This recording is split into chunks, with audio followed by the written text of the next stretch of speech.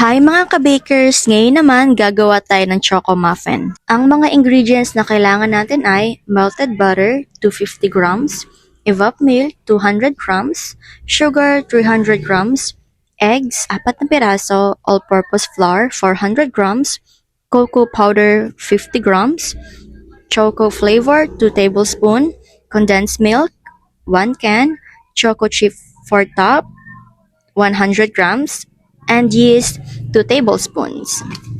Pinagsama-sama na natin ang lahat ng ingredients at i-mixer na natin siya. At syempre, pagkatapos natin siyang i-mixer, ilalagay natin siya sa molde na hinanda natin kanina. Sorry nga pala at hindi ko na na-videohan. Pagkatapos nga nito ay i-bake na natin siya. Yung lakas nga pala ng apoy is 200 sa taas, 200 sa baba, at yung baking time naman is 15 to 20 minutes. At ito na nga ang ating finished product. Wow! Maraming salamat po sa mga nakapanood at sa mga sumubaybay hanggang dulo.